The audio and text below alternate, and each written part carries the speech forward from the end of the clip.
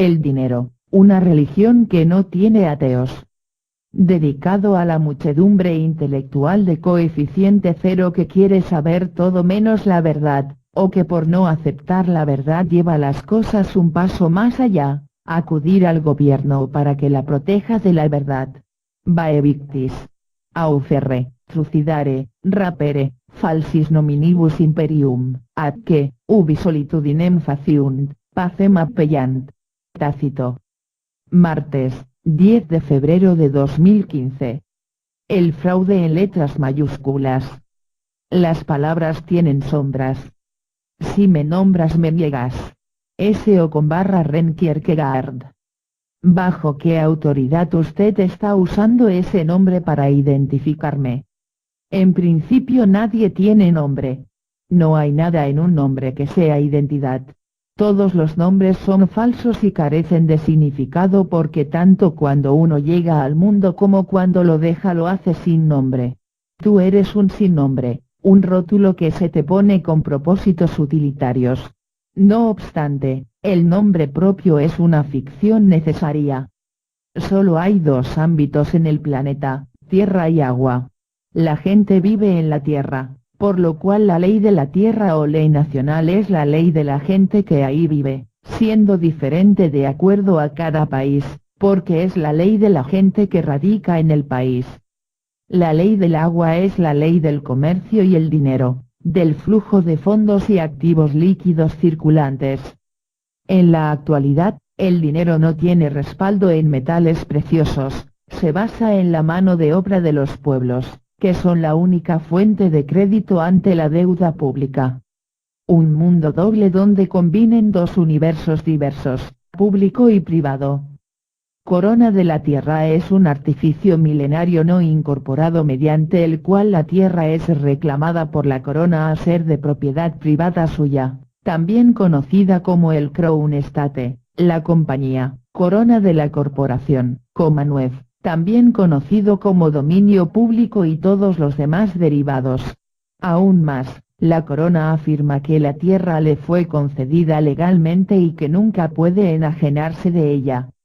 Aquí corona se entiende como una compleja disposición de fideicomisos y subfideicomisos que reclaman la propiedad de la tierra, en última instancia, derivada de la triple corona de la adoración al dios sumerio Baal, representada por la tiara papal del culto romano, que en la práctica enarbola la ley de supremacía marítima del almirantazgo del mar de la raza cananeo-fenicia del clan Barats que se convirtió en la élite anglosajona de las Islas Británicas.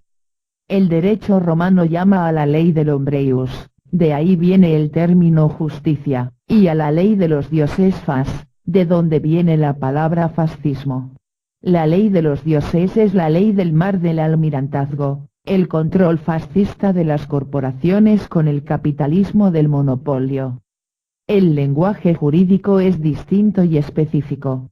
Estos se han mantenido para facilitar el control de quienes no lo entienden, pero están sujetos igualmente por contratos, tratados, constituciones, o leyes a la letra impresa en ellos, y que los vincula de por vida a esa jerga incomprensible de tecnicismos.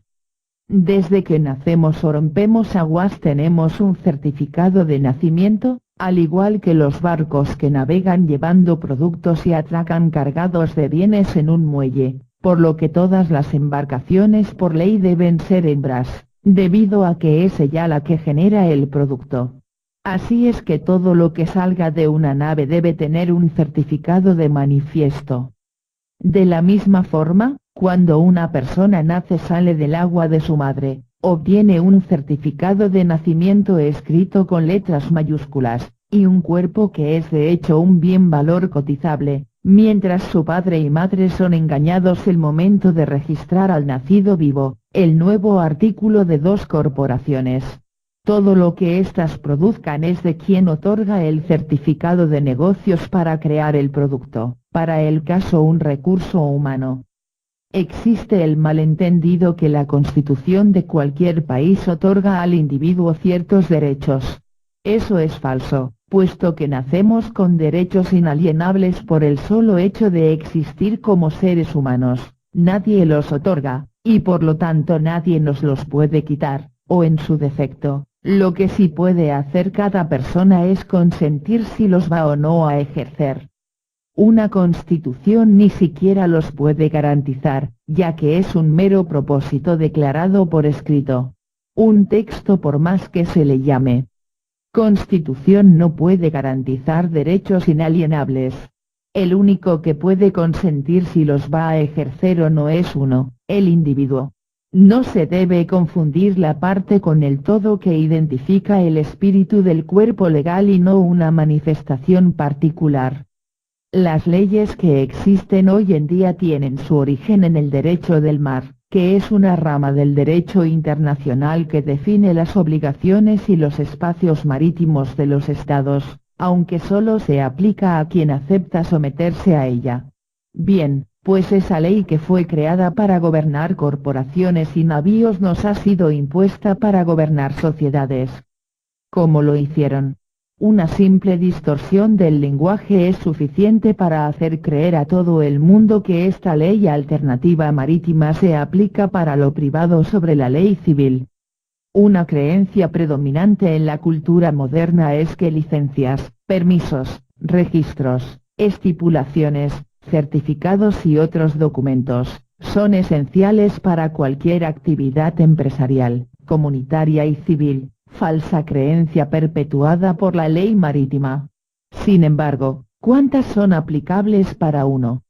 Un malentendido común entre las personas es que cualquier texto o regulación que las gobierna forma parte de una sola categoría, la ley, pero hay muchas otras formas legales que son acatadas por las personas sin darse cuenta que simplemente no son aplicables a una persona nacida en ámbito privado con derechos inalienables.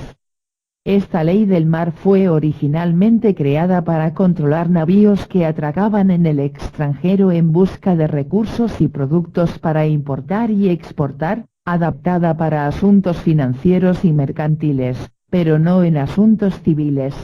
Esta ley solo aplica a quien consienta someterse a ella.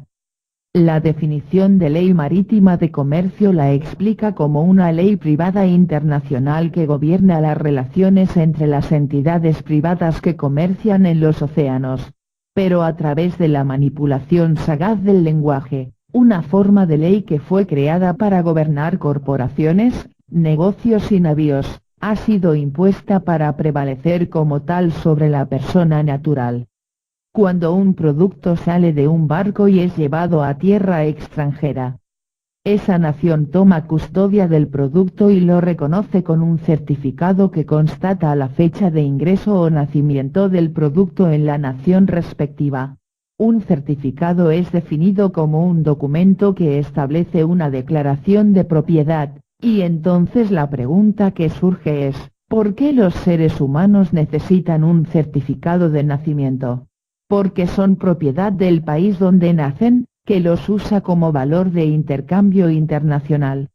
Por tanto, cada persona con un certificado de nacimiento es definida como una propiedad, un simple recibo legal, y todo lo que por ley hace son negocios bajo una licencia específica.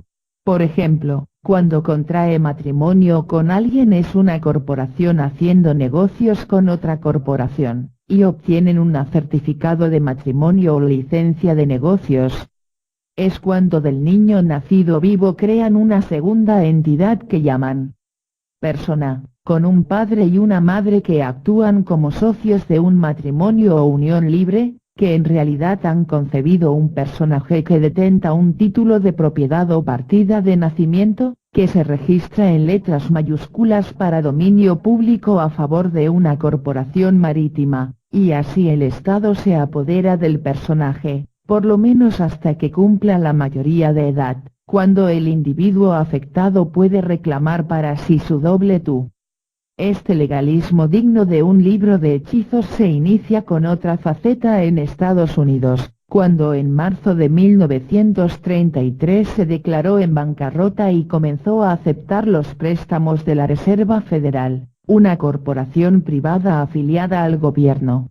El país, sin dinero para pagar los préstamos, empezaba a usar a sus ciudadanos como un valor negociable en garantía de respaldo.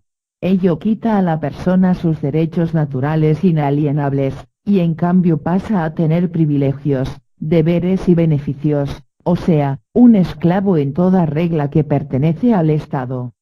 Esta ley alternativa marítima trucó el sentido de la palabra persona, de ser una persona natural a convertirse en una corporación, de corpse en inglés que significa cadáver.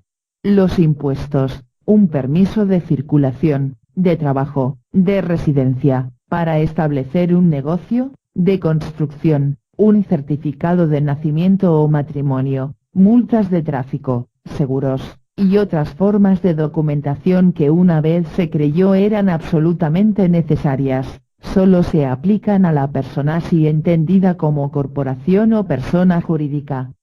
Cuando una persona firma cualquier documento legal, está cediendo indirectamente los derechos de nacimiento citados en la Constitución, y la persona se convierte en una corporación, que se crea con el mismo nombre que la persona natural. La única manera para distinguir el nombre natural del nombre corporativo es diferenciarlo mediante el uso de letras mayúsculas o minúsculas, ya que el nombre corporativo siempre estará en letras mayúsculas. Esto se conoce como capitis diminutio maxima, que en derecho romano refiere la pérdida o disminución de derechos, sean la libertad, la ciudadanía o la capacidad civil. Bajo tal concepto, la libertad se obtiene como permiso condicionado por un superior, lo que no otorga liberación. Una persona puede tener libertad pero no liberación. La libertad requiere pedir permiso, obtener un pase, o una licencia que es un acuerdo dentro de la ley de quien lo emite. Por eso es que hay policías para respaldar la política de los políticos, que a su vez trabajan para los amos de las corporaciones.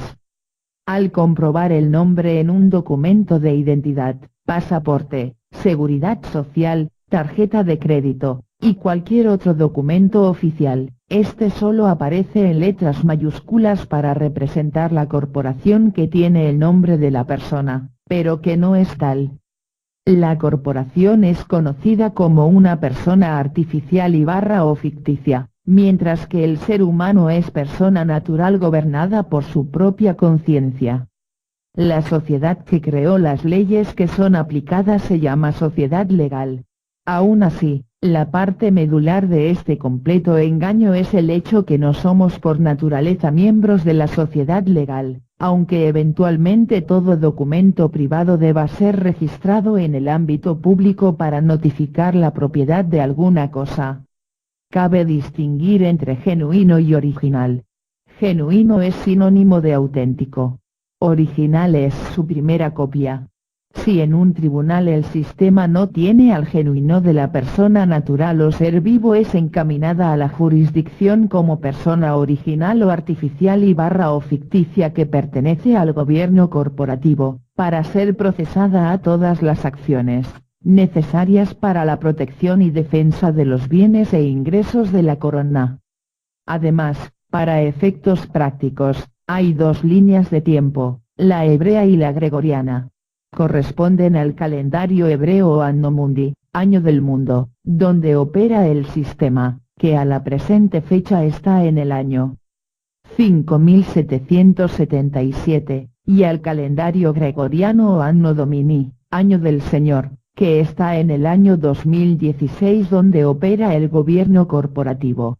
Por ello cualquier juez del sistema no escucha a la persona original o ficticia que se presente ante él sin un abogado que lo represente, primero porque tal persona está en otra línea de tiempo, y segundo porque está 3760 años en el pasado, en otras palabras, está muerto, y un muerto no puede hablar ni representarse.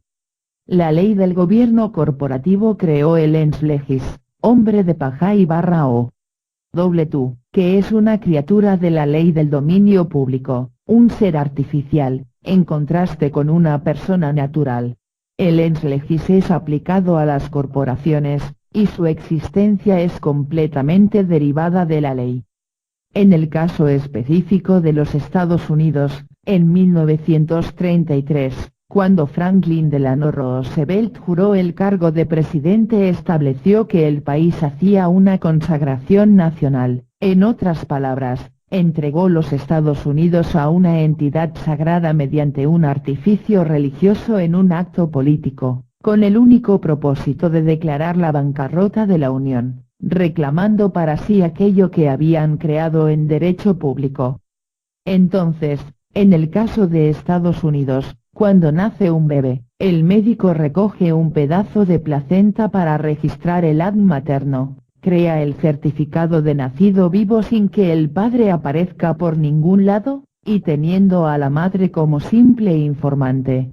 Entonces, se crea un nuevo personaje en lo que se conoce como acta o certificado de nacimiento, que aunque parezca mentira es archivado en el Instituto Smithsonian Institute, con sede en Washington, D.C., y con sucursales en New York, Virginia y Panamá. En términos prácticos, el acta o certificado de nacimiento es una cárcel para la persona natural, porque le quita sus derechos privados y permite que se le manipule por medio de políticas públicas. Dado que el certificado se define como un instrumento que establece una declaración de propiedad, en este caso se puede decir que la gente es usada como valor de intercambio comercial para pagar la bancarrota federal, según reza la Constitución original del derecho público británico, por la que reclama la propiedad total del planeta, y que la enmienda 14 a la Constitución ratifica. Todas las personas nacidas o naturalizadas en los Estados Unidos, son sujetas a su jurisdicción, son ciudadanos de los Estados Unidos y del estado en que residen. Las leyes creadas para el control de la sociedad son aplicadas con lo que se llama la sociedad de la ley. La clave de este engaño es el hecho de que no somos por naturaleza miembros de esta sociedad de la ley, y por lo tanto sus leyes no se aplican a personas naturales. El reino de lo privado es el ámbito de lo legítimo, la persona natural reconocida como viva que tiene derechos inalienables que lo tornan un ser soberano en legítimo derecho foráneo siendo un acreedor natural del sistema. El reino de lo público es el ámbito de lo legal, la corporación con un certificado de nacimiento que en derecho público se vuelve un esclavo de lo legal sujeto a lo doméstico siendo así un deudor del sistema de gobierno. Vivimos en dos mundos donde lo público y lo privado nunca se mezclan, ya que so pena de sanciones penales no se puede interrumpir el comercio que sirve al fraude de la usura en el ámbito del derecho público. Los jueces, abogados, procuradores, intendentes, o lo que sea, hacen parte de la sociedad legal, que a su arbitrio ha creado su propio lenguaje o jerga que es perversa y engañosamente aplicada para formar creencias y conceptos. De modo que básicamente todas exigencias de edad, infracciones y cualquier tipo de regla arbitraria, exceptuando el daño a otra persona o su propiedad, son normas que no aplican a la persona natural. El juego de la ley es solo una ilusión, por lo que es posible reclamar la libertad con que se nace, la cual solo tiene los límites que impone el libre albedrío. Es destacable el hecho de que ninguna constitución de ningún estado haya proclamado jamás la libertad del derecho a emitir dinero, base de la libertad para el acuerdo y el intercambio. Por ley natural, uno es el artífice de su destino. Siendo uno soberano, el poder sobre el dinero también es poder soberano para articular ese destino. Una bula o bulla pontificia es un documento escrito en latín sobre asuntos políticos y religiosos, que para evitar falsificaciones lleva un sello de plomo con una serie de validaciones internas y externas, que consigna el nombre del Papa que la promulga y el año de su publicación. Al estilo pontificio, la bula es expedida por la Cancillería Apostólica del Vaticano sobre determinados asuntos de importancia dentro de la administración clerical y civil, constituyéndose en uno de los instrumentos más extendidos en los que se fundamenta y expande por el mundo la autoridad del Sumo Pontífice Romano. La finalidad última de las bulas pontificias es apoderarse del planeta. La leyenda negra asevera que las bulas papales originales habían sido escritas sobre piel de niños sacrificados, o de personas de mente brillante opuestas a la Iglesia Católica, y que se archivaron en las bóvedas del Vaticano. Los que hoy puede verse allí son copias escritas en piel animal. La bula Unam Sanctam del Papa Bonifacio Vigli, publicada en 1302, primera en crear para la historia el concepto de fideicomiso, es la expresión más radical de la hierocracia papal, y en su eficacia rey del mundo. En ella el Papa afirma la absoluta supremacía del poder espiritual sobre el poder terrenal, y termina por definir que es de absoluta necesidad para la salvación el estar sometido al pontífice romano. Un fideicomiso es un contrato o convenio en virtud del cual una o más personas, llamadas fideicomitente o también fiduciante, transmite bienes, cantidades de dinero, o derechos presentes o futuros de su propiedad a otra persona. La bula Romanus Pontifex, emitida por el Papa Nicolás V en 1455, llamada ex cátedra como la primera corona, es una prueba del señorío espiritual del papado sobre el mundo occidental, en su papel en la regulación de las relaciones entre los príncipes cristianos, y entre cristianos y paganos e infieles. Esta bula se convirtió en la base para la apropiación de las tierras en el Nuevo Mundo, con el argumento que sus actividades servían para difundir el cristianismo. Esta es la primera de las 3 bulas papales para reclamar el inicio o incipit para un recuerdo perpetuo. Dicha bula tuvo el efecto de transmitir en perpetuidad el derecho de uso de la tierra como de bienes inmuebles del expreso fideicomiso Unam Sanctam al control del pontífice y sus sucesores. Por lo tanto, toda la tierra se reivindica como tierras de la corona. Esta primera corona representa el primer fideicomiso cestui que vie, creado cuando un niño nace, privándole de todos sus derechos naturales y derechos sobre la tierra en el nacimiento. La bula Aeterni Regis, o del Rey Eterno, se publicó en 1481 por el Papa Sixto y confirmó las anteriores bulas Romanus Pontifex, emitida por Nicolás V en 1455, e Inter Caetera, emitida en 1456 por el Papa Calixto I. Fue la base legal para que Cristóbal Colón actúe como agente virreinal de la corona española en América. Esta bula papal creó lo que se conoce como la Corona de Aragón, más tarde la Corona de España, que a su vez la perdió en 1604 cuando el Papa Pablo V se le concedió al rey James I de Inglaterra, después de la exitosa aprobación de la unión de las coronas o de la Commonwealth en 1605, tras la llamada conspiración de la pólvora.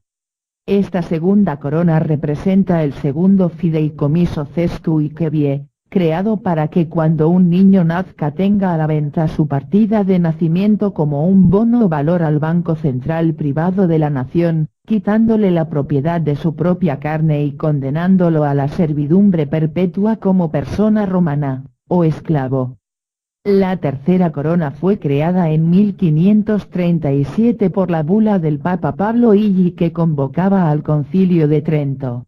Representa el tercer acto testamentario y final de un fideicomiso creado para la reivindicación de todas las almas perdidas.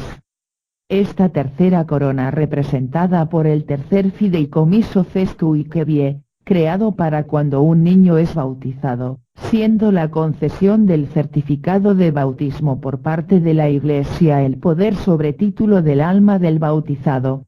Así, sin título jurídico sobre la propia alma, un hombre o una mujer pueden tener legalmente negado derecho a presentarse como una persona, pero pueden ser tratados como una criatura y cosa sin poseer legalmente un alma. Las leyes pontíficas además son obligatorias, incluso sin haber sido aceptadas o confirmadas por los gobernantes seculares, y por lo tanto, Cualquier ley nacional puede ser abolida en cualquier momento por el Sumo Pontífice. El Papa, vicario de Cristo, reclama así la propiedad última de todo cuanto hay en el orbe. En 1540, Venecia ayudó en la creación de la primera ley que vi Festui para usar esta bula papal como la base de la autoridad eclesiástica de Enrique Vigli. Esta corona fue concedida en secreto a Inglaterra para la recogida y la cosecha de las almas perdidas. Desde entonces los colegios de abogados han sido responsables en la administración de la cosecha de las almas de los perdidos y condenados, incluyendo el registro y la recogida de los certificados de bautismo que representan las almas cooptadas por el Vaticano y almacenadas en sus bóvedas. La Festui Civile Acta de 1666, o Ley Cauve Sestif, en sentido literal de ser beneficio para otro, fue aprobada por el Parlamento británico durante el incendio que consumió gran parte de la ciudad de Londres tras sufrir la peste negra. Se hizo para subrogar los derechos de hombres y mujeres, lo que significaba que todos fueron declarados muertos, perdidos en el mar o más allá del mar. En ese entonces ya operaba el derecho marítimo.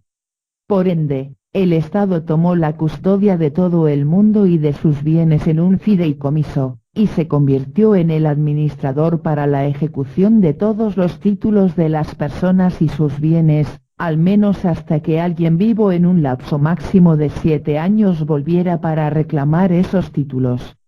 Es entonces cuando se inicia la regla del uso de mayúsculas para dar un nombre corporativo a una persona natural, porque al usar letras mayúsculas en cualquier nombre, este siempre se refiere, sin excepciones, a una persona jurídica, empresa ficticia o corporación. El certificado de nacimiento que se exige a la persona natural tiene el nombre en letras mayúsculas que representan una corporación o doble tú de aquella persona, que está conectado a un fideicomiso a nombre de la corona, o sea, y en última instancia, el Vaticano. Cuando el nombre de una persona se presenta en un documento con la primera letra del nombre y apellido en letra mayúscula, se conoce como capitis diminutio minima, o mínima pérdida de derechos. Cuando el apellido se escribe con mayúscula, eso representa el capitis diminutio media, lo que se produce cuando una persona pierde sus derechos de ciudadanía pero no su libertad. En cambio, cuando el nombre completo de una persona en cualquier documento se escribe en letras mayúsculas, es capitis diminutio máxima, y establece que la condición del individuo pasa a ser la de un esclavo u hombre de paja, ens legis. Legalmente, se nos considera una ficción, un concepto o idea que se expresa como un nombre. Por tratarse de una persona jurídica no tiene conciencia, legis ens, un ser artificial, un nombre / palabra escrito en una hoja de papel para ser legalmente atado a perpetuidad, un barco flotando en el mar del comercio. La única salida para la persona natural es recuperar su entidad muerta, corpse significa cadáver en inglés que la corona creó, convertida en el fiduciario del fideicomiso Quitui Festi y darse de baja de la ley marítima de comercio que la tiene en custodia. Es por eso que siempre se necesita la representación de un abogado cuando involucre asuntos legales, porque esa persona jurídica o artificial está muerta. La ficción legal es una construcción en el papel, un fideicomiso mercantil. Cuando la persona natural recibe una factura o citación de un tribunal, es siempre en mayúsculas, similar a lo escrito en una lápida. Las letras mayúsculas literalmente significan muerte. Una ficción legal creada cuando alguien informó al gobierno que había un nuevo buque en la ciudad de nacimiento. Como una persona muerta no puede interactuar con empresas o el Estado, la ficción legal lo hace. Es el segundo tú que a través de estas ficciones legales es engañado en el pago de impuestos, obtención de crédito y demás. Esto lleva a la deuda y el dinero. Todos trabajan para ganar dinero y comprar bienes y servicios, los cuales son proporcionados por las grandes corporaciones. Pero de acuerdo a la ley es solo una ficción legal que interactúa, ya que uno está declarado como muerto. Simplemente convertido en siervo monetario que produce bienes y servicios para pagar la deuda del Estado. Ese trabajo está medido en crédito corriente, que es deuda, y apenas permite al individuo retener una pequeña porción de su trabajo para que cubrir necesidades básicas. Todos los gobiernos y países son ficciones fabricadas y comúnmente aceptadas. En realidad, nunca ha habido alguna vez gobierno, países, dinero, o constituciones. Los países con deudas impagables, que en la práctica son una totalidad, resultan rescatados por los organismos internacionales de crédito bajo el acuerdo que las personas trabajen para producir bienes de intercambio con la fin de pagar los préstamos. Sus ciudadanos son pues garantía monetaria a ser utilizada en la forma que la gran banca considere conveniente para pagar la deuda o generar más dinero. Por tanto, toda la gente es vista como estando en custodia de la corona. Ello permite a las personas funcionar como un bien valor en el comercio y aceptar los beneficios proporcionados por el Estado, sin saber que por su trabajo son acreedores naturales del sistema. El juego de la ley es solo una ilusión, una forma de perversión del lenguaje que perpetúa el falso ser. Como la persona por naturaleza no es parte de la sociedad de la ley, sus leyes no se aplican a personas naturales. Resulta una ley distorsionada que adopta una estructura de creencias originalmente creada para asuntos mercantiles y financieros no civiles. La persona natural solo es gobernada por su propia conciencia. Las leyes son creadas para el control social a través de la sociedad de la ley. En un tribunal o corte los derechos civiles no son protegidos. De facto, el juzgado y el demandante se encuentran en un navío, y todo lo que allí ocurre está bajo la ley marítima. El juez actúa como un capitán que resuelve una disputa mercantil entre las partes, y por ello en cualquier juicio hay siempre una suma de dinero en juego que una vez pagada cierra el caso. De igual manera y literalmente el magistrado o juez, vestido y tocado para el efecto, hace magia aplicando un libro de hechizos que el sistema llama ley. La inmensa mayoría de la gente ignora que desde su nacimiento se ha sometido a la ley marítima alternativa, algo posible gracias a la manipulación del lenguaje. El mejor esclavo es quien no se da cuenta que es un esclavo. Al firmar cualquier documento legal se están cediendo derechos inalienables de nacimiento, y la persona natural se rebaja al estado de una persona artificial con título corporativo en letras mayúsculas, a favor del Banco del Rey, una institución monárquica con derecho propio que controla la emisión de un dinero original no genuino. Paradójicamente, un sistema privado ha cooptado el dominio público con el único fin de obtener, a través del usufructo del dinero, las mayores ganancias posibles.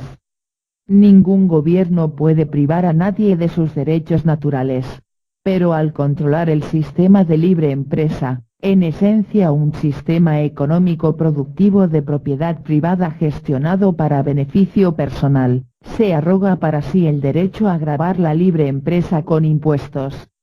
La razón por la cual el impuesto a la renta resulta ineludible, es que cada empleo o trabajo remunerado exige se firme una serie de documentos de curso legal que imponen al individuo el estar de acuerdo en representar a una persona jurídica o persona artificial, corporación o entidad con la que renuncia a su derecho natural.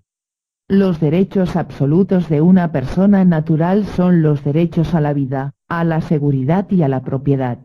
Derecho natural que no puede ser cancelado a menos que voluntariamente se renuncie a él. Un derecho inherente sobre la propiedad individual que se extiende desde la superficie visible hasta el centro de la tierra. Cuando uno tiene evidencia de ser dueño del suelo en cuerpo, alma y espíritu, se acaba el fraude en Sleg y su hombre de paja, y se es un hombre o una mujer emancipado en legítima posición de derecho.